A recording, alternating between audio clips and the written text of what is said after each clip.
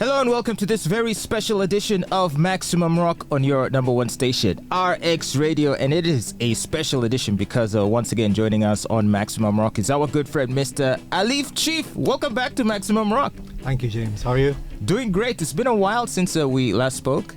And I remember at the time you had a series of shows you were doing in different places. Maybe you can start with that. Can you tell us how those shows went from last time? Well, when I last spoke to you, I was indeed doing a series of shows. Mm-hmm. It came to a point where I was doing 2 shows per month, and this was over a period of six months.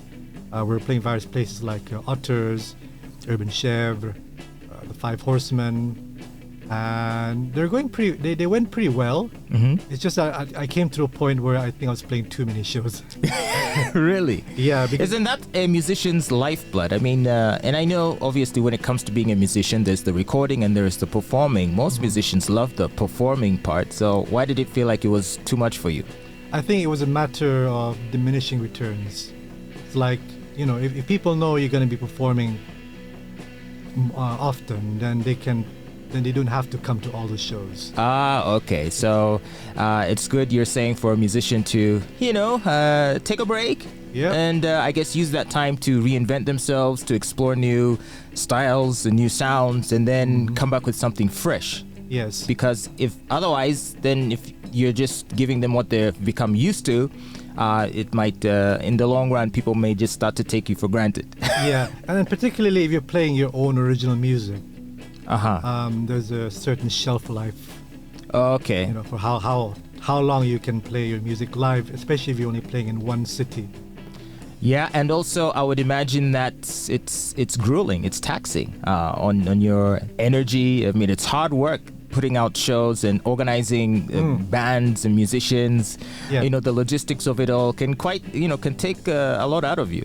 Yeah, and inevitably there were some shows where I lost some money. Mm-hmm. So, but it's part of the game. Then you just have to take a step back and see how you can go forward. All right. Yeah. Well, for those who didn't hear our previous conversation, maybe a reintroduction is in order. I already mentioned that that you are called Alifchief. Yes. So maybe tell us, who is Alifchief? What's your background, and how is it that you are in Uganda? So, my name is Alifchief, and I'm a musician. You can come closer. Oh, closer, sorry. Too far. Yeah. Sorry. My name is Alifchief, and I'm a musician. I sing and play the guitar, and my genre is a fusion of world music with some rock and blues in it. Essentially, I'm a rocker at heart. Okay. Yeah. And how long have you lived in Uganda? Because some people might think, maybe, is he a Ugandan? Where's he from? It's been 4 years now. Okay. It's been 4 years since August this year. Okay. Yeah, and prior to that, I was in Tanzania for 3 years. Mm-hmm. And originally, I'm from a country called Brunei, which is Southeast Asia. It's next to Malaysia. Is that the country with the richest man in the world, the Sultan of Brunei? Yeah, but he's no longer the richest man in the world. Oh, who is it now? Elon Musk? Possibly. Or somebody. Could be Bill Gates, he keeps changing, but Wow. I think he's no longer the richest man in the world. Okay, it's a country we don't hear much about. Of course, when it comes to that region of the world, we're familiar with the Gulf states, we're familiar with Iraq, Iran, but the Brunei seems to be a country that is below the radar. It's like doesn't really pop up so much in people's minds, doesn't really make news. And so maybe you can tell us something about Brunei that maybe we don't know.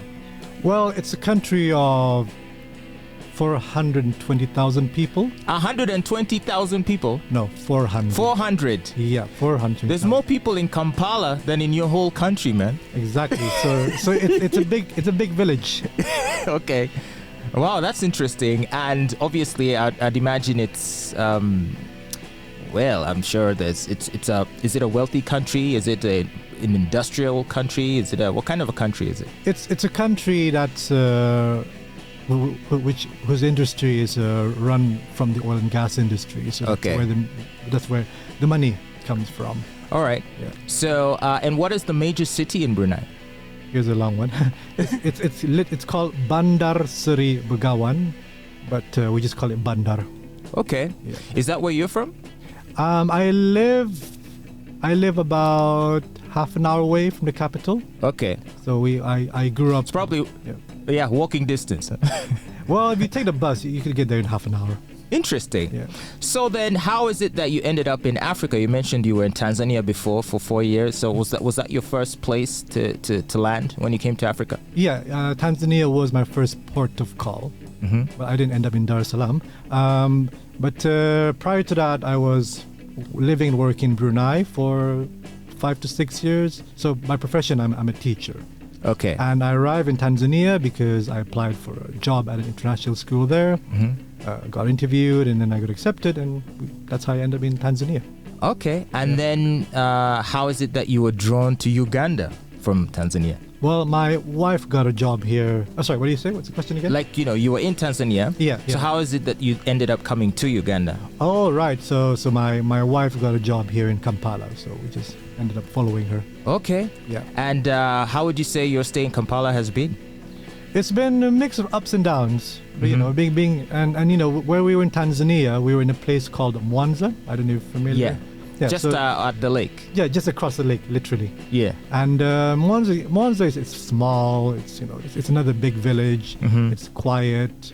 And then you come to Kampala with all its hustle and bustle, and it was quite a bit of a okay. Yeah. And obviously, you've still continued exploring your music. Yeah. I still have, and given the challenges that we had during the lockdown, I'm grateful that I was still able to push through the music, and I think that one of the turning points is when the lockdown was lifted, which meant we're able to do shows. Mm-hmm. I was able to really push my music out to the public. All right. Well, let's talk about your music. I know that you recently released a new EP. Yeah. Comprising of a number of songs that I've had the pleasure of listening to, which, of course, I want to share that experience with the listeners today on Maximum Rock. And I think we're going to listen to some of the songs, and then when we come back, maybe you can explain to us the inspiration behind this EP, what it is intended to accomplish, and what it is you're trying to say about it. So I'll allow you to introduce first the first song off of the EP that you'd like us to listen to today. Right, so the first track off the EP, which is titled E Banange. E Banange. Yeah. It's called Semangat, which is a song in my native language called Malay. Semangat just means spirit. All right. Yeah. Okay, so let's check out that song, and we'll be right back with more conversation with our guest today, Alifchief on Maximum Rock. Berikanlah semangat cinta berimu. Di sini aku setia menunggumu. Terimalah seluruh raga jiwaku. Di sini aku bersedia menemanimu.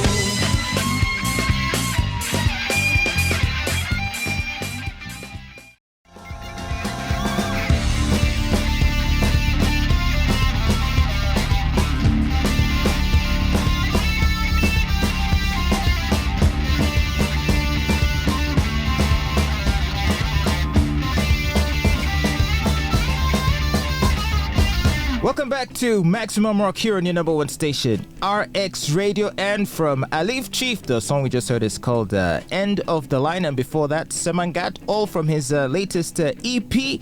And wow, he's here to tell us all about it. Hello, Mr. Alifchief. Wow, those were some amazing songs we just heard right there. Thank you, James. So tell us about the inspiration behind the EP, because when I hear those two songs, I'm sensing a vibe. There's a very...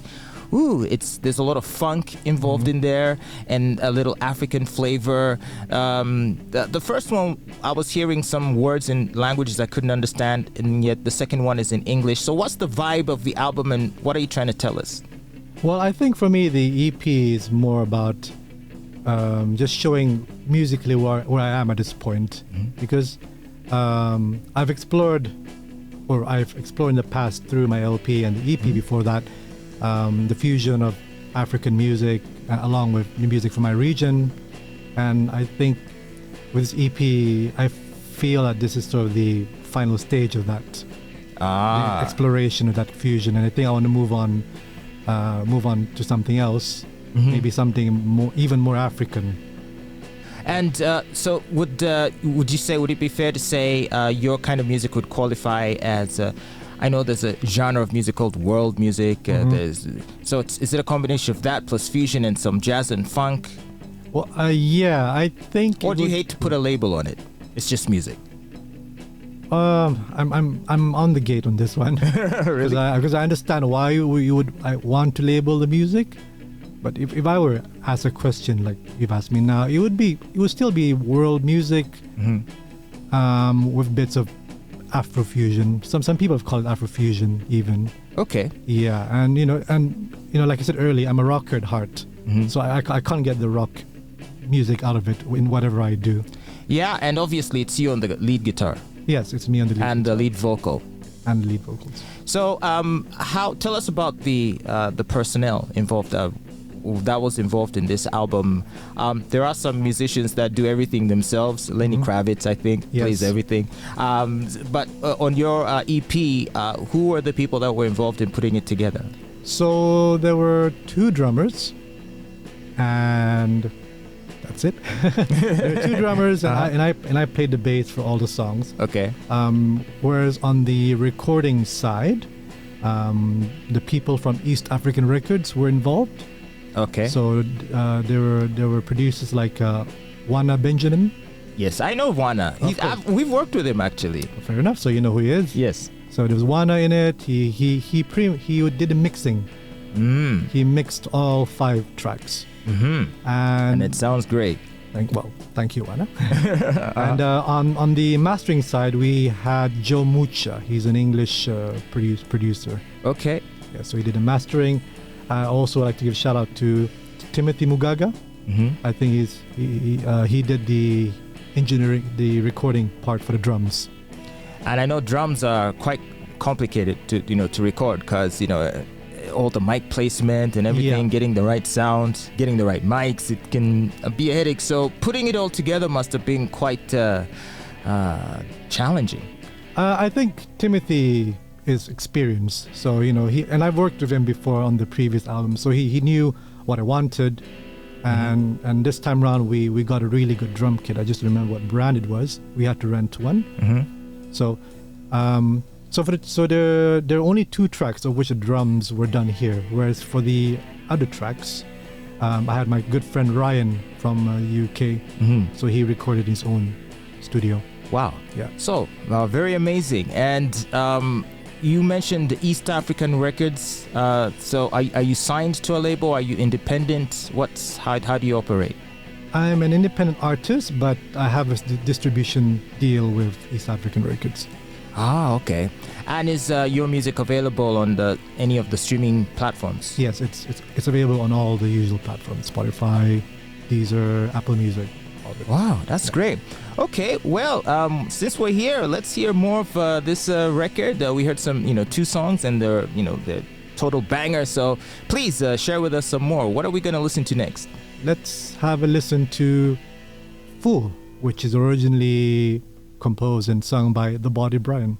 Okay, so check that out next as we continue our conversation with Alifchief today on Maximum Rock. Writing eulogies for a heart once fiery. Play the clown in your fairy tale. I'm just a fool still in love with you. Held on to the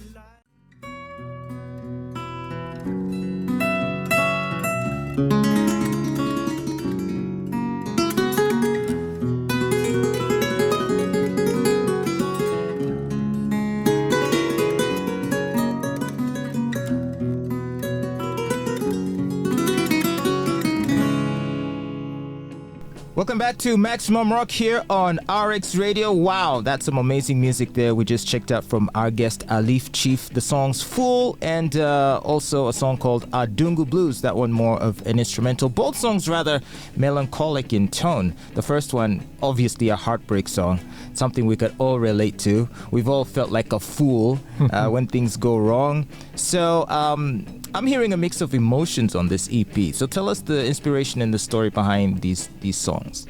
Right. For "Fool," it's a song that I've always wanted to cover anyway, the first time I heard it. So In case you don't know, Fool was originally composed and recorded by the Body Brian, who's a Ugandan singer-songwriter. And I first heard it live, actually. And then when I first heard it live, I just had to listen to the recording. And of course, you said heartbreak and all that. There's something that you can relate to. And I think, I don't know, so I've had this idea to do Fool for a long time. And then at the same time, I had these Jeff Beck vibes. I'm sure you're aware of. Yes. Yeah, Jeff Beck. So when I heard Fool, the version I had in my mind was, I gotta do it in the style of Jeff Beck, melancholic, take it slow. The song I had in mind from Jeff Beck was "Cause We've Ended as Lovers." Okay. So I was going for that sort of vibe. Wow, that's interesting. And I think it really worked out. And I like how it sort of bled into the one after, Adungu Blues. Adungu obviously is the name of an African musical instrument. Is it the thumb piano? Is that the other word for it? No, Adungu is actually the... Xylophone. No, it's not a xylophone. Oh my gosh. What is it? I'm ashamed. Adungu is the harp. Oh, right. The harp that's from North Uganda. Yes. So it's similar to the kora. That's it. That's the Adungu. It's the harp. Yes. Okay. And obviously it has a very mellow tone. And why would you do a song about it? Well, initially I had a song that I came up with on the guitar. So it was this progression that I had in mind. And I think around the time it was the rainy season. Okay. Yeah, so I had this vision of it's rainy, it's gray, but yet it's sort of warm at the same time. I don't know if it makes sense. Yeah. Welcome to Africa, or at least the tropical Africa. Yeah. It rains and it's warm. Yeah, but here in Kampala it never gets too hot.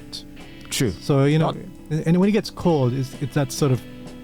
It's not winter cold, but you feel cozy and yeah. So I sort of had rain in mind when that song came up, and then along the lines, I thought of Charles Zabina, the Adungu player. So you've listened to a lot of local music, obviously, and from which you've derived some inspiration. Who would you say is the Ugandan musician who inspires you the most? And I know, in Uganda, to say musician, people can get confused about it because most people think of sort of the pop artists, the urban pop artists who there's even a debate to be had there if you could even call them musicians. Right. Or, think of the big local music stars here. Yes, they are entertainers and yes, they sing some songs, but calling them musicians might be a stretch to some people. And to others, they're like, yep, they're 100% musicians. But theirs is more a commercial urban pop sound, right? But really, that's not what I mean when I ask you which musician inspires you. I'm thinking more in the traditional sense, the traditional sound. Right. Yeah. Obviously, Charles Zabina comes to mind, probably because he was one of the first Ugandan musicians who plays the traditional instruments. So that's what I had in mind. Maybe we can veer a little bit more into musicians who play modern stuff. So I was thinking Body Brian also. Yeah. And Joshua Baraka. Oh, of course. And Joshua Baraka has been nominated for a series of awards, the Afrima Awards, and wow, he's doing great stuff. But I think as far as I have seen, he's a legit musician. Like he plays instruments. Yeah, he plays instruments. I think he writes his own stuff. So, what do you think about modern urban pop music? Because and even in Africa, our pop music is very much computer based. You walk into a studio and what you're gonna see is one keyboard, and the keyboard is going to be connected to maybe a sampling machine or something else that will produce the drum sound, the bass sound, the keyboard sounds, of course, and nowadays the guitar sounds. Right. So literally, it's that one keyboard is producing everything we're hearing on the record or on the song. Sure. Which sort of takes away from what we understand or traditionally understand as music, which is a collection of people sitting in a room together and creating magic. How do you feel about that difference? Or do you think sometimes people can be trapped in the old way of seeing things? Where do you stand on that? Ooh. I'm two sides about this. Like for me, I come from the traditional way, which is that we get together in a room, we record everything live. You have the interaction between you and your musicians. So I always have a soft spot for that. Even for me, even if I record with an amp emulation in the laptop, nothing beats having a real amplifier in front of you, and you feel the vibration. You feel there's something about you. There's something about playing with the amplifier and having it respond to what you're doing on the guitar. Yeah. So that will never beat. Nothing will never beat that feeling. But at the same time, do you still think it's possible to create beautiful music with the help of all the technology of today? I think so, because I've seen this in person. I've been in sessions where I just come in my guitar, literally just my guitar and cable, and then you just plug it into the sound card and laptop, and then there are some other people around you. Some would try to maybe rap or to rap over the song. Someone else would put in a beat, and magic happens. So I've seen this, and it could work. So it's good both ways. Yeah, you just have to be open-minded enough and not forget your roots.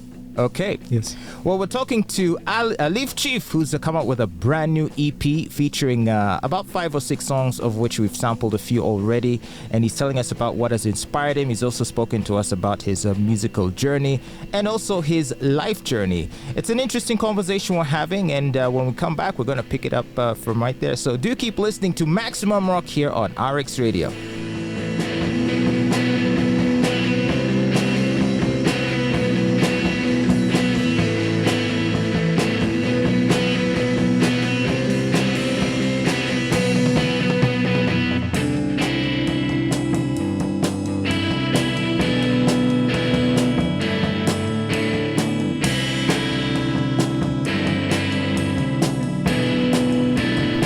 It's Maximum Rock on RX Radio, and I am Fatboy, host of the show, joined today by our good friend Alifchief, who's back with a new EP, and the EP is titled Banange. Banange, and that lets you know that it's total fire, and from the songs that we've sampled off of that EP, oh yeah, I think you chose the right name, Banange. It is total fire. And there's still more music from the EP we're going to feature on the show, so don't go anywhere. But first, let's continue our conversation with our guest Alifchief, who has been living in Uganda for many years. He is a teacher by profession, and also he's a rocker in spirit. I wonder if one were to ask you which one is your true calling, would it be teaching or rocking? Or what would you answer? No, you know this one. It has to be music. Okay. Yeah. And he's Alifchief has been doing a number of shows here in Uganda, doing gigs in different places. Do you have like a permanent band, or do you normally sort of, with each new gig you have or tour you have, you get new people, collaborate with new people? I do have a regular band. If it's for shows where the band can get involved, then they're in. So usually I have about 3 members with me. So that's Bashir on drums, Bashir Kalunji Kungoma, that's your stage name. Then I have Pato on bass. Then I have Charles Abina, the Adungu player I mentioned. Okay. So all right. Yeah. And is the band just called Alifchief? Yeah, just Alifchief. It's like Santana. Okay. Yeah. Well, a lot of musicians have been getting in trouble lately for wading into social and political subjects. Right. There's a rock group called who are they called? The 1975, who I think were banned from performing in Singapore or Malaysia? It was Malaysia. So it was Malaysia. I was following this. Okay, so they had some strong opinions on a particular issue, which let's just say did not go down very well in Malaysia, which is a very conservative Islamic country, they're very conservative, and so their show got cancelled. Right? Yes. And then, elsewhere, artists have used their voice to promote different causes that they believe in. And that's sort of always been the spirit of being a musician, is the free expression. do you feel like we're living in a time where artists are at risk of not being able to express themselves, or do you think artists need to adjust their message based on the audience they're talking to? I would say that whatever message you have, there's a time and place to say it. So my understanding of the situation with the 1975 was that prior to coming to Malaysia, they were, the organizers presented with the terms and conditions, and if they didn't agree, then they didn't have to play. Oh, okay. So it was at that stage where they were asked by the organizers that if when you perform, please do not talk about the following subjects. And Yes. the group said no. No, they were aware, and I think they accepted it. And then when they came to perform, They they said what they had to say. And the thing is that it's not because may I say what the issue was? Or? Yeah, no, it was gay rights. Yeah. It's not that Malaysia is, Malaysia is a conservative country, and yes, there is an LGBT community in Malaysia. It's just that I think the way the band handled it caused a backlash to the community, and even the community themselves didn't agree with the way the message was. I think, and I also feel the same way when it comes to any sensitive issue. I think for the activists, you see, because a lot of times activists are leaning into their own ego. Sometimes they want to sort of rub it in your face. Yes. It's a bit of rebellion. It's a bit of, F you. It's a bit of, I can do what I want. And they feel good virtue signaling about these causes. Yes. While the groups they are purporting to speak for end up suffering the backlash, because now you arouse public anger towards the issue, because now they're feeling disrespected. And so now the minority groups are going to feel like, hey man, shut up. Yeah, and actually they're making people mad at us. Yeah, and actually the LGBTQ community were angry against the band, because you're making the people hate us even more. Yeah, because you're going to say what you got to say, go back to your country. Yeah, they can leave the country, but then the real problem is that the community suffers. So I think it's about being more tactful, I think, and there's a fine line, because I believe in free speech and I believe artists should express themselves, but I think they should also be sensitive about the way they communicate those ideas. Yes. And as you say, time and place. It's complicated. How do you navigate that? Because you obviously, you come from a different cultural background, and you've lived in different African countries. Have you had to adapt to the countries that you live in? And do you completely altogether stay away from hot button topics in your music? I've never really touched on social or political issues in my music because I don't feel I have to talk about it. But with regards to living in different countries, yes, I have to adapt. Because at the end of the day, I'm a guest. Okay.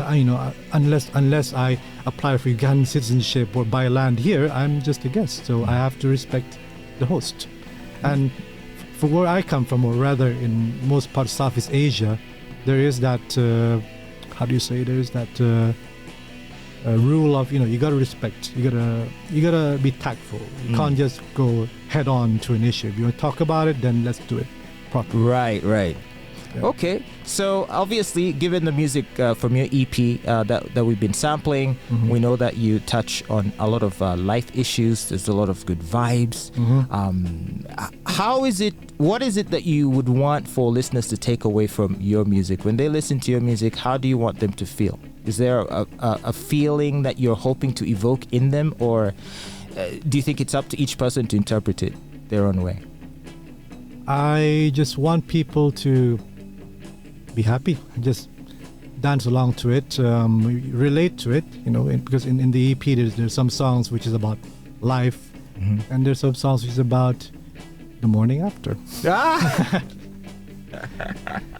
I like that. So, Alifchief, where can someone get your EP if they want to hear the EP Banange and all the cool songs we've heard from it? Right. If you want to listen to the EP and help the artist, which is me, the best way is to do it on BANDCAMP. You can go to BANDCAMP. I suppose you can write down the link afterwards. Yeah. You can download it, and The good thing with BANDCAMP is that I get to keep 80% of the income. Okay, so is it like a where you tip the artist, or you're actually paying for the record? You're paying. You're buying it. Okay. You're buying the record. It's just that Is it for streaming or downloading? streaming, BANDCAMP? streaming and downloading. Okay. So if once you download it, yes, you get the music. But if you go to the site itself, you can also stream it. Okay. Yeah. So BANDCAMP. BANDCAMP. All right. We can leave the link. Yeah, sure. Yeah. We'll put the link in the description on the YouTube video if you're going to be watching this on YouTube later. How about are you on Spotify? Of course. Otherwise, I'm on all the usual streaming platforms. Spotify, Apple Music. That's great. And obviously you're on social media, I would guess. Yep. So I'm on Facebook and Instagram, and also have a YouTube channel. Awesome. Yeah.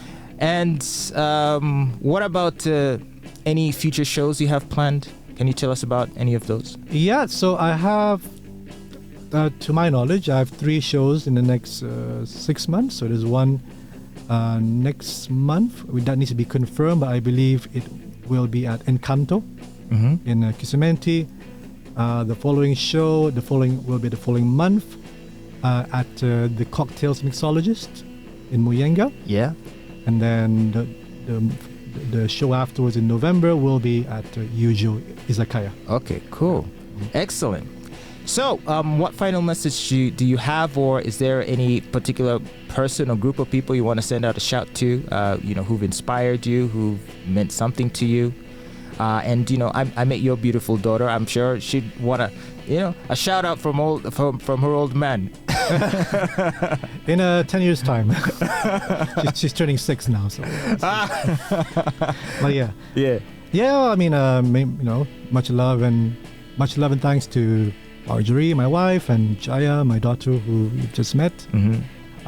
Also, many thanks to East African Records, to the personnel there, to Dave, to Tim, Joe Mucha, Juana Benjamin, and also to the personnel who have recorded with me. So that's Bashir Kulungoma on drums, and Charles Zabina, the Adungu player. If you haven't checked out Charles Zabina, please do so. And also to Ryan Lerigo Jones, who also did the drums from the UK. All right, and are you going to invite us to visit Brunei? Would you say the people of Uganda should go check out Brunei? Is it a good place to go for a holiday? Yeah, for the food. For the food. Okay. Well, thank you so much, Alifchief. There is one more song from your EP that we have to check out before you go. And that song is called Yearning, and you're going to hear it right now on Maximum Rock. Thank you so much, Alifchief. Best of luck, and do drop by again. Thank you, James. All right. Keep listening to your number one station, RX Radio.